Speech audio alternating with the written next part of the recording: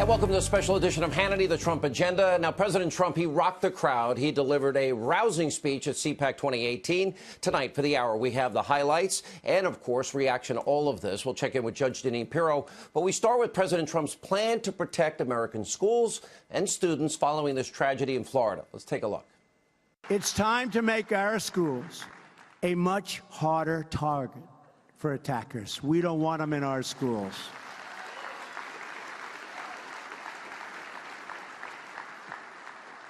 We don't want them.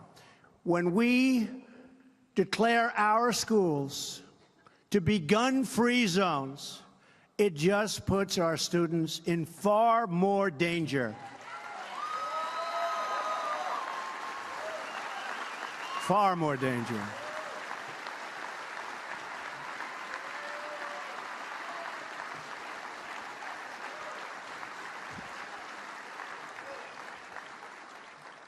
Well-trained, gun-adept teachers and coaches and people that work in those buildings, people that were in the Marines for 20 years and retired, people in the Army, the Navy, the Air Force, the Coast Guard, people that are adept with weaponry and with guns. They teach.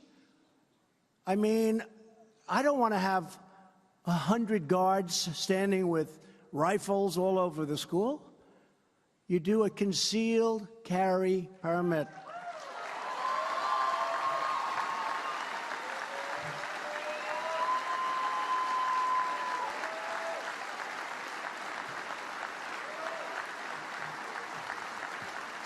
And this would be a major deterrent because these people are inherently cowards.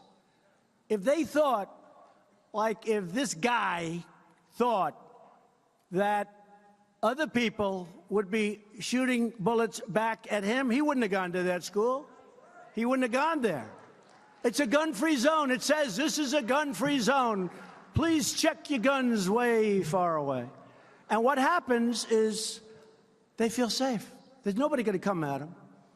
This way, you may have, and remember, if you use this school as an example, this is a very big school with tremendous floor area and a lot of acreage. It's a big, big school, good school, a big, big school.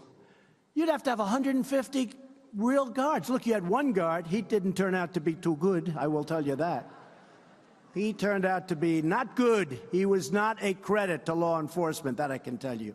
That I can tell you.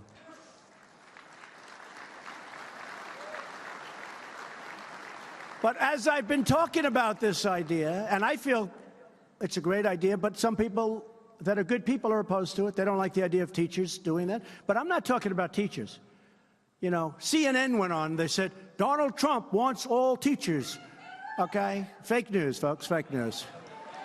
Fake news. I don't want a person that's never handled a gun, that wouldn't know what a gun looks like, to be armed.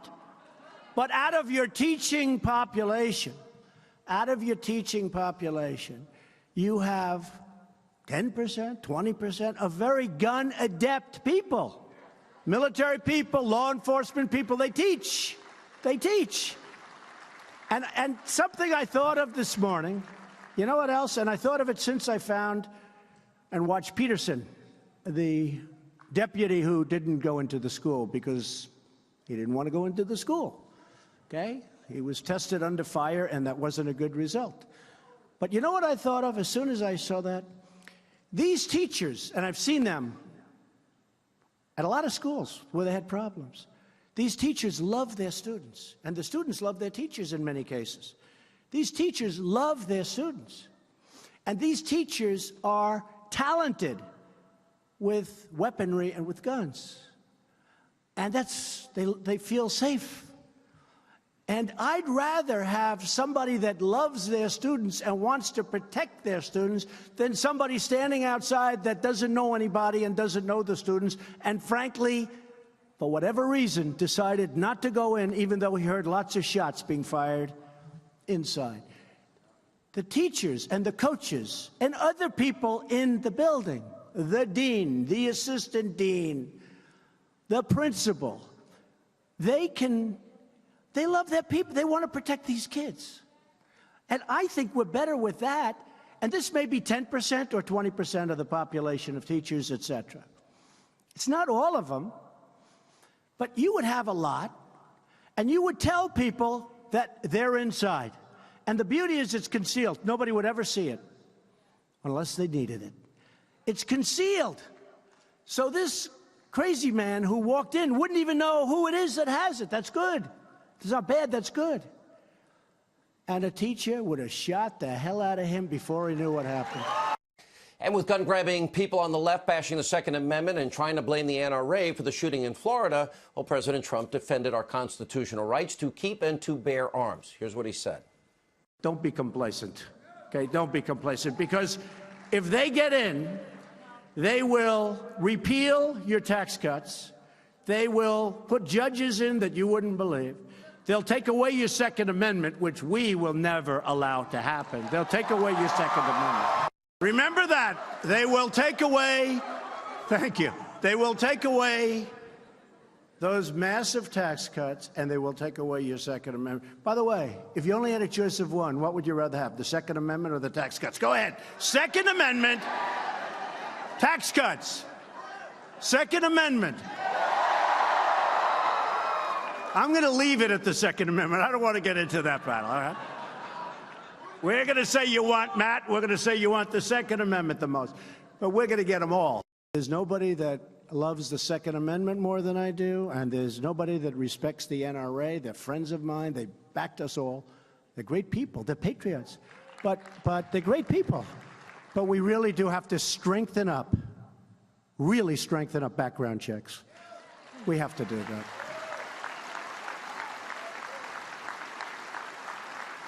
And we have to do, for the mentally ill, we have to do we don't want people that are mentally ill to be having any form of weaponry. We have to be very strong on that.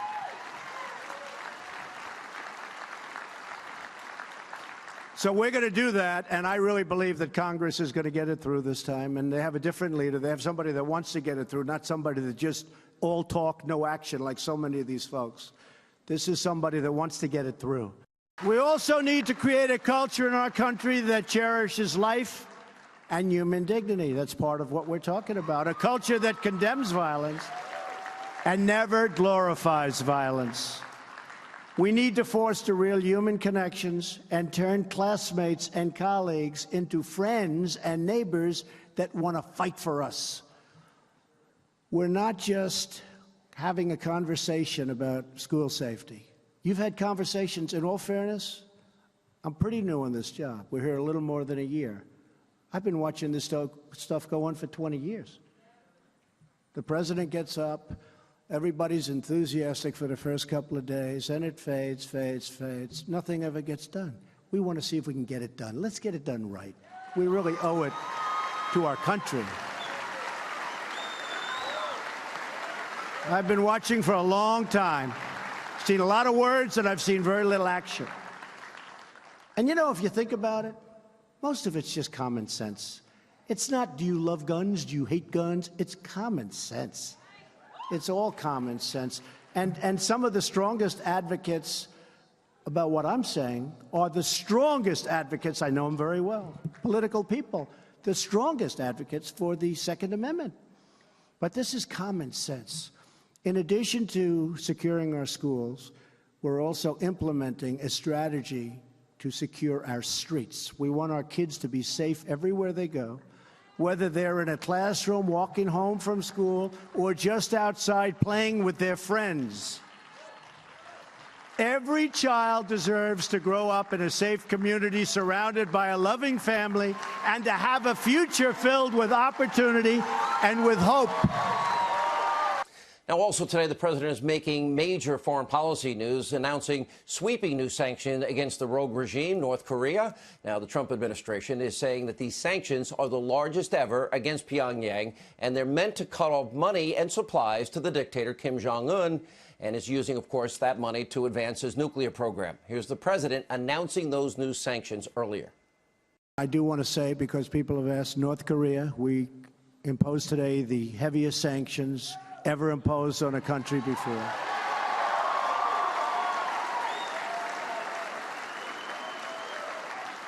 And frankly, hopefully something positive can happen. We will see. But hopefully something positive can happen. But that just was announced, and I want to let you know we have imposed the heaviest sanctions ever imposed. And also, the president today listed his many accomplishments, and these are the things that the liberal, mainstream, destroy Trump media never covers because, you know what, it doesn't fit their narrative. Take a look. For the last year, with your help, we have put more great conservative ideas into use than perhaps ever before in American history. We've confirmed a record number, so important, of circuit court judges, and we are going to be putting in a lot more.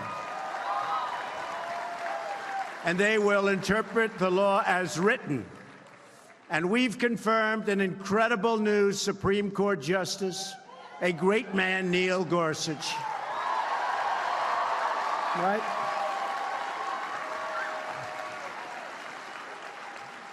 We've passed massive, biggest in history, tax cuts and reforms. It was called the Tax Act, Tax Cut Act, and jobs. We had to add jobs into it because we're picking up tremendous number of jobs. 2.7 million jobs since the election. 2.7. Remember this. Not only did we get the tax cuts, which everybody said we wouldn't get, and by the way, repealed in that tax cut the individual mandate, which is a tremendous thing. This is where you're forced to pay in order not to have health care, okay? Is that great?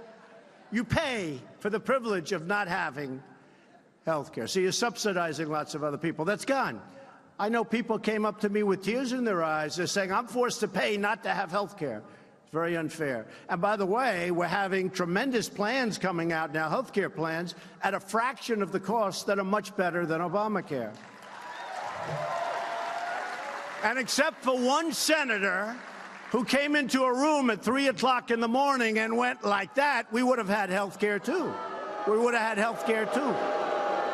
Think of that.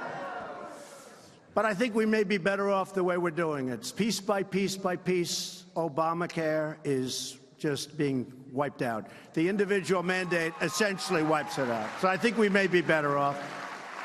And people are getting great health care plans, and we're not finished yet. But remember, one person walked into a room when he was supposed to go this way, and he said he was going this way, and he walked in and he went this way, and everyone said, what happened? What was that all about?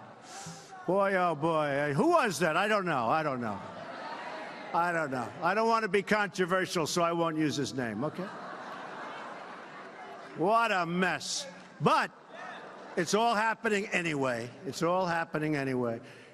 And we've, at the same time, eliminated a record number of job-killing regulations, and people are going back to work. No president has ever cut so many regulations in their entire term, okay? As we've cut in less than a year. We've ended the war on American energy. We were in war. And we've ended the war on beautiful, clean coal. Remember this, virtually as soon as I got into office, we approved the Keystone XL pipeline and the Dakota Access pipelines, which would never have been approved. We knocked out the Paris Climate Accord. Would have been a disaster. Would have been a disaster for our country. When you look at what's happening to our country, it's incredible. And the fundamentals are so strong. The stock market, I just see with all of the ups and downs since Election Day, is up 37% from election. 37%. It was up 100, up 200, up 1,000, up 150, up 90, up 63. I said, good, that's better. You know, hey, we've got 7 years to go, folks. You know, we got a long time to go. Just in finishing, our country is starting to do very well. Our economy is blazing. Jobs are at a record level. Jobs are so good. 2.7 million jobs created since the election. Unemployment claims have reached a 45-year low.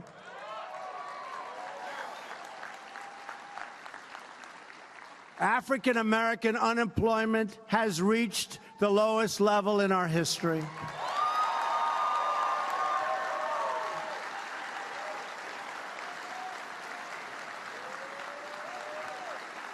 Hispanic unemployment has reached the lowest level in our history. Women unemployment is at the lowest level in 18 years.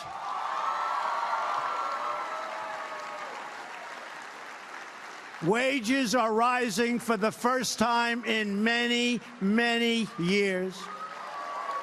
Small business confidence is at a record high. And thanks to our massive tax cuts, millions of Americans are getting to keep a great percentage of their money instead of paying it to a government that throws it out the window.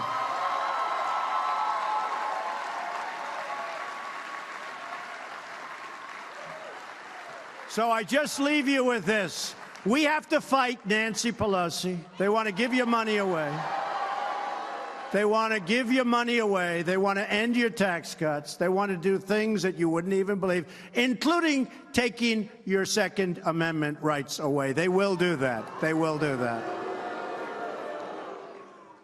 So we have to get out there, and we have to fight in 18 like never before, just the way you fought with us. Just the way you fought with us. You fought so hard, and you were so tough, and you were so smart. You were so smart. And you know what? I know for a fact you did the right thing because we're looking at the numbers, and the numbers, even they have to give credit for the kind of numbers that we're producing. Nobody has ever seen anything like it.